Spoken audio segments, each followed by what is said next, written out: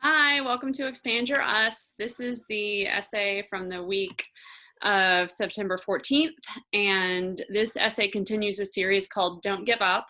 It is geared toward helping us find resiliency, stamina, and hope in at least two areas of our communal life. One, to keep pursuing wellness, creativity, and compassion for others as COVID drags on.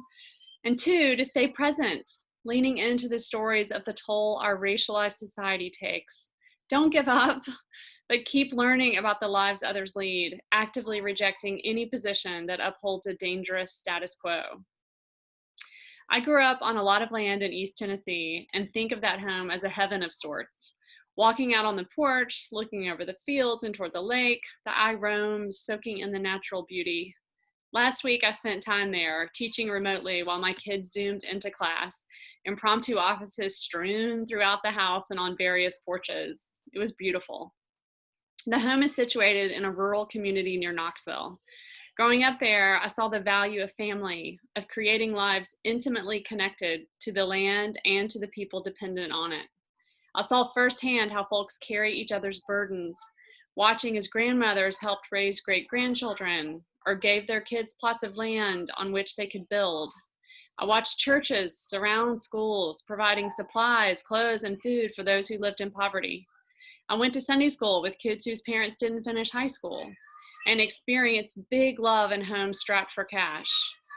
My childhood there showed me a world where class divisions didn't stick. The commitment folks shared to care for others mattered more than a shared tax bracket, and maybe even more than a shared racial background. Immersed in that world again last week, I felt safe and protected in many ways. It was easy to idealize that way of living, as if in smaller communities, every person cares about their neighbors, willingly bearing their burdens, mourning loss, and celebrating wins. Then I went to Kroger. I found myself in line behind a couple in their 40s. They were loud, openly mocking employees wearing masks, complaining of all the bullshit that they are sick of. They let us all know they'd like to see someone try to take their liberties away by asking them to wear a mask. Moreover, they told the women checking them out and bagging their groceries that they looked like idiots, buying the lie from the traders, destroying our jobs by telling people to be careful and stay home. Turning, the woman told her partner that before she knew it, the liberals would replace all the white workers with brown ones. I've elevated her language to remove the most offensive terms. After they left, the employees were clearly shaken, and I reassured them that they handled that really well, that I admired their composure and was sorry they had to suffer such abuse. The lady bagging my groceries finally looked up and said, "The customer is always right, but sometimes they're also really mean."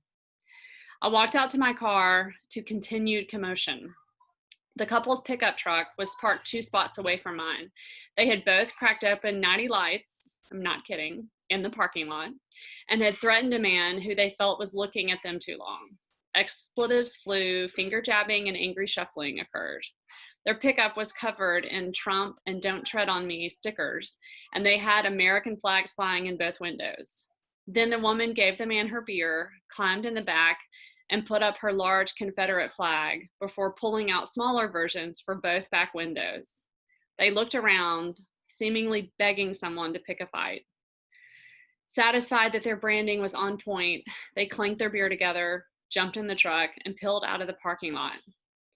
I sat at my car, trembling. I thought first about my Black daughter and how thankful I was that she stayed home when I ran to the store that day. And then I thought about any other person of color who had seen them. And I cried as I realized how afraid they might have been. I shook as I thought about the damage one couple can do to an entire community. I choked out a sob when I was flooded with the fear that many Black and brown friends have to carry every time they leave their homes. That couple was aggressive in their love of white supremacy.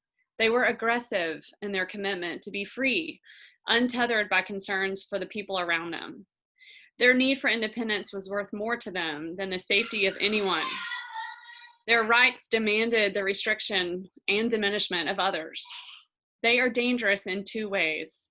First, when we encounter people like that, some of us breathe a sigh of relief, knowing that we aren't like that, and therefore we have no problem with race. This is dangerous, but I'll say more on that next week. Second, though, their existence terrorizes any person they dismiss as less than and causes long-term compounded trauma in people of color.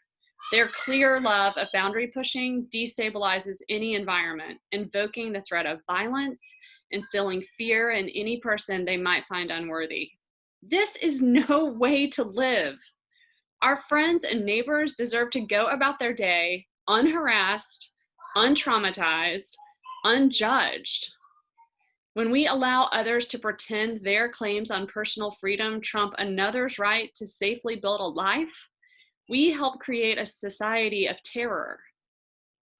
We have to speak up for our neighbors, caring for them so well that their problems become our problems. In order to do this, we have to know our neighbors' stories. And the thing I love about the town I grew up in is this sense of connection. People know you. They know your aunt and your granddad. They know the deaths that shook your family to the core, and they know the prayers of thanks that sustain you. Many of us are being lured back into racialized complacency because we have seen the riots or we hear about violence getting out of hand. It's overwhelming. But today, I'll simply remind us to turn back to our own communities. Let's stop hating or demonizing the actions of someone across the country and get to know the people in your town. Most of us are incredibly generous to those we claim as our us. And most of us live in extremely segregated circles. We don't know what it's like to sense or see racism because we don't know or love people being damaged by it. Before you dismiss the pain or fear of another, wait a beat and ask yourself if you know anything about their life or the life of a person like them.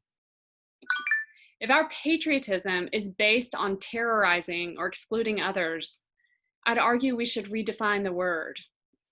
If our personal freedoms endanger those around us, I'd argue we should examine what freedom is. If our political commitments require us to hate or diminish certain types of people, I'd argue our politics are destroying them and us. Don't give up on our society by welcoming expressions of patriotism that terrorize other Americans. Take a note from my town, which demonstrates the best and worst of humanity on any given week, just like all our towns do.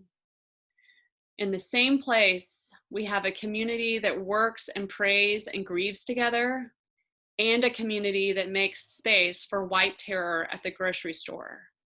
The problems and the solutions, I pray, are closer than we think. Thanks so much for listening.